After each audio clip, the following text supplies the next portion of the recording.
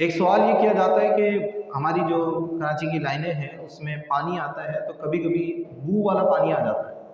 اس میں اسمیل ہوتی ہے، پانی کا رنگ صاف ہوتا ہے لیکن اس میں اسمیل، بو، ایک گڈر جیسی اور ایک عجیب سی مہک ہوتی ہے۔ تو کیا اس پانی کو اس بو کی وجہ سے چھوڑ دیں گے یا اس کو استعمال کر سکتے ہیں؟ بعض اوقات ٹینک بھر جاتا ہے، اوپر چڑھ جاتا ہے، ٹنکی بھر جاتی ہے، تو کیا وہ پانی جو بالکل رنگ کے اعتبار سے بالکل صاف ہے، اس میں کوئی گندگی کی علامت نہیں ہے لیکن ہلکی ہلکی اس میں مہک ہے، تو آیا وہ پاک ہے یا ناپاک ہے؟ تو علماء نے اس سلسلے میں دو احتمال بیان کیے ہیں۔ یا تو یہ مہک کسی گٹر کے پانی کے شامل ہونے کی وجہ سے ہے، جیسے عموماً جو راستے ہیں ان میں گٹر کی لائنیں ٹوٹ جاتی ہیں، اب پانی جو ہے وہ سڑک پر ہی رہتا ہے، اب وہاں سے اگر پانی کی لائن جا رہی ہے اور وہ پانی کی لائن لیک ہو تو وہاں سے وہ گٹر کا پانی کی لائن میں شامل ہونا شروع ہو جاتا ہے۔ بعض اوقات لوگ جیسے موٹر کھول دیتے ہیں، اب لائن میں تو پانی نہیں ہے، اب موٹر تو پریشر سے پانی کھینچنے کی کوشش کر رہی ہے، اب لائن میں نہیں ہے تو اطراف میں جہاں کہیں سے اس کو کچھ سہولت ملتی ہے، پانی آ سکتا ہے تو وہ کھینچ لیتی ہے، تو گٹر کا پانی بھی پانی میں شامل ہو جاتا ہے، تو اس کی اسمیل ہوتی ہے۔ یا پھر یہ اسمیل ضروری نہیں ہے گٹر کے پانی کی ہو، بلکہ بعض اوقات لائنوں میں پانی جمع ہو جاتا ہے تو کچھ عرصے پانی کے ٹھہرنے کی وجہ سے بھی اس میں بو پیدا ہو جاتی ہے، یا لائنوں کے اندر پہلے سے مٹی ہے، کیچڑ وغیرہ پہلے جم جاتی ہے تو اس کے شامل ہونے سے بھی ہو جاتی ہے۔ ہمارے یہاں جہاں سے پانی آتا ہے تو وہاں پر بھی ڈیم میں، جھیل میں مٹی کے معاملات ہوتے ہیں، کیچڑ کے معاملات ہوتے ہیں، تو جب کثیر پانی ہوتا ہے تب تو اوپر کا صاف پانی آ رہا ہوتا ہے، لیکن نیچے سے جب پانی کم ہوتا ہے تو کیچڑ بھی لائنوں کے اندر شامل ہو جاتی ہے اور لائنوں کے اندر بیٹھ جاتی ہے۔ اب نارملی جب پانی آتا ہے، یعنی جب آپ موٹر اسٹارٹ کرتے ہیں تو اس وقت یہ اسمیل والا پانی ہوتا ہے، بعض اوقات گندا پانی آ جاتا ہے،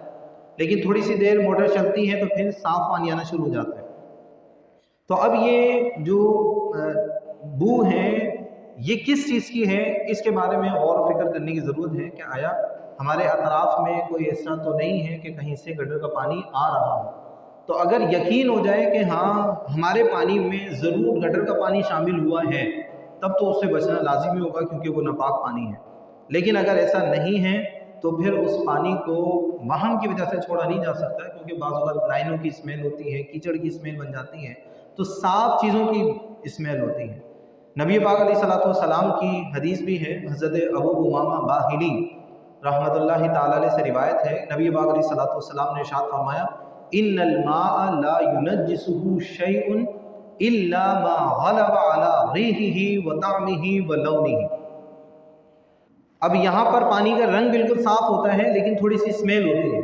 تو اگر یہ گندا پانی شامل ہوا تھا تو گندے پانی کی اگر اسمیل بھی ہو، بو بھی ہو، تو وہ بھی پانی کو ناپاک کر دیں گے۔ پانی کے تین اوصاف سرکار نے ذکر فرمائے،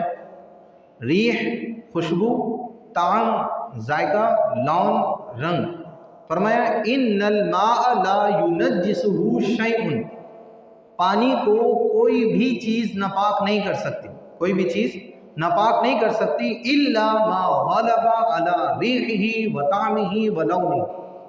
مگر پانی کو وہی چیز ناپاک کر سکتی ہے جو ان اوصاف میں سے کسی بھی ایک وصف کو تبدیل کر دے،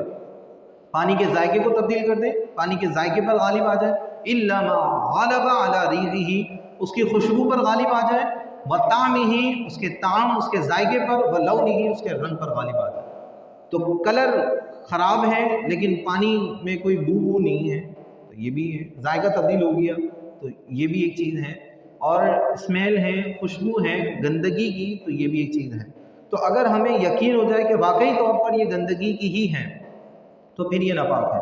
پھر پانی کی مختلف اقسام ہیں، ایک ہوتا ہے جاری پانی، جاری پانی یعنی جو جیسے لائنوں کا پانی یہ بھی جاری پانی ہے، اسی طرح نہروں کا پانی ہے یہ بھی جاری پانی ہے۔ تو یہ حدیث جاری پانی کے سلسلے میں ہے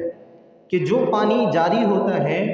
اس کی ناپاکی کا حکم ہم کب لگاتے ہیں کہ جب اس میں نجاست گرے اور نجاست کا اثر اس میں نمایاں ہو، چاہے پانی کا ذائقہ بدل جائے، نجاست کی خوشبو آنا لگے، نجاست کی خوشبو غالب آ جائے، یا پھر پانی کا کلر چینج ہو جائے، جیسے ہمارے یہاں نالوں کا پانی ہے یہ بھی جاری پانی ہے، ہمارے یہاں جو ندی کا پانی ہے یہ بھی جاری پانی ہے، لیکن اس میں نجاست بالکل واضح ہے، تو اگرچہ یہ جاری پانی ہے لیکن نجاست کے ظاہر ہونے کی وجہ سے، نجاست کے پانی پر غالب آنے کی وجہ سے یہ سارا کا سارا پانی ناپاک ہے، اگرچہ چل رہا ہے۔ تو یہ اسی حدیث کی بنا پر اس پر ناپاکی کا حکم ہوگا، کیونکہ نجاست کا اثر نمایاں ہے۔ لیکن اگر پانی ہمارے گھروں میں ٹھہرا ہوا ہے، جیسے ہمارے ٹینک وغیرہ ہوتا ہے، اس میں پانی ٹھہرا ہوا ہوتا ہے اور وہ دہ دردہ سے بھی چھوٹا ہوتا ہے۔ دہ دردہ کا مطلب جس کی لمبائی چوڑائی کا حاصل ضرب 100 ہاتھ ہو، اگر گولائی میں ہو تو 35 ہاتھ ہو۔ تو ہمارے یہاں نارملی گھروں کے اندر اتنے بڑے ٹینک نہیں ہوتے، چھوٹے ہی ضرورت کے مطابق چھوٹے ہی ٹینک ہوتا ہے۔ تو ٹینک جیسے ٹینکی ہے اس کے اندر بھی ایسے ہی معاملہ ہے، یا پھر کولر ہے یا دیگر چیزیں ہیں، تو ان کے اندر نجاست کا غالب آنا کوئی ضروری نہیں ہے، بلکہ اگر ایک قطرہ بھی نجاست کا پانی میں شامل ہو گیا تو سارا کا سارا پانی ناپاک ہو جائے گا۔ مثال کے طور پر کسی بچے کا کوئی پیشاب کا قطرہ ہی ٹینک میں چلا گیا، یا ہلکا سا کوئی پانی کا قطرہ ٹپک گیا جو ناپاک تھا، یا ناپاک چیز گر گئی، اب چاہے اوپر کی ٹنکی میں یا نیچے کے ٹینک کے اندر، تو یہ چونکہ جاری پانی نہیں ہے تو اس میں پانی پر نجاست کا غالب آنا ضروری نہیں ہے۔ تھوڑی سی بھی اگر نجاست ظاہر ہو جائے گی، بس اس میں گر جائے گی، تو بس ظاہر ہو یا نہ ہو سارا پانی خراب ہو جائے گا۔ لیکن ہم کس پانی کو پاک قرار دیں گے، کس کو ناپاک قرار دیں گے؟ تو اس کے لیے اصل یہی ہے کہ پانی پاک ہے۔ پانی کیا ہے؟ پاک ہے۔ اگر کسی طرح نجاست کے شامل ہونے کا یقین ہو جائے تو ہم اس کو ناپاک قرار دیں گے، بلا وجہ وہم اور شک میں مبتلا نہیں ہوں گے، پتہ نہیں اس میں نجاست ملی بھی ہے یا نہیں ملی بھی ہے۔ تو جب تک ہمیں نجاست کے ملنے کا یقین نہیں ہو تب تک اس کو پاک قرار دیا جائے گا۔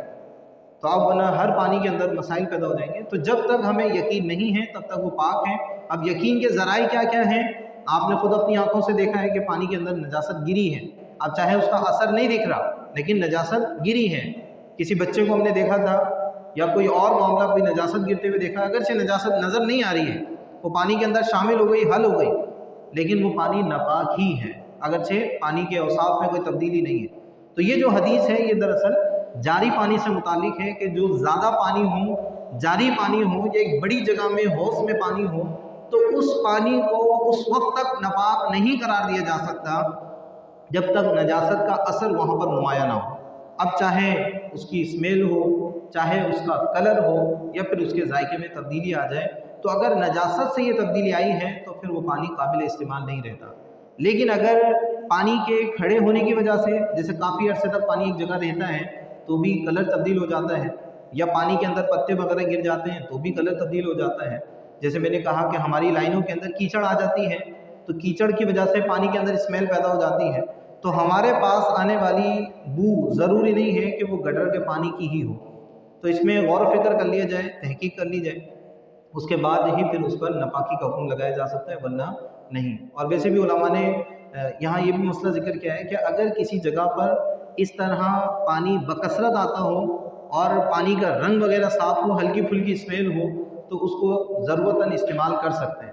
ضرورتاً استعمال کر سکتے ہیں، کہ پانی خرید نہیں سکتے ہیں، مہنگا ہے، تو اس کو استعمال کر سکتے ہیں، ورنہ بہرحال اس میں احتیاط کرنی چاہیے۔ اگرچہ پانی لائن ہی کا بودار ہو پھر بھی اس میں احتیاط کرنی چاہیے، اور یہی تقوی کا تقاضا ہے، یہی احتیاط ہے کہ ہم استعمال میں احتیاط کریں۔ پانی کو ٹینک میں ڈالنے سے پہلے غور کر لیں کہ کیا پانی میں بو ہے یا نہیں ہے۔ بعض اوقات ویسے ہی ڈال دیتے ہیں، تو جو آغاز کا پانی ہوتا ہے اکثر وہ پانی اس طرح کی بو والا اور کلر کی چینجنگ کے ساتھ ہوتا ہے۔ تو پانی جب آئے تو پھر اس میں دیکھ لیں کہ آیا یہ ٹینک میں ڈالنے کے قابل ہے یا نہیں ہے۔ اگر اسمیل ہے تو پھر نہ ڈالیں، اگر کلر تبدیل ہے تو پھر نہ ڈالیں، تھوڑا سا اس کو نکال دیں کہ پیچھے سے جو آنے والا نیا پانی ہے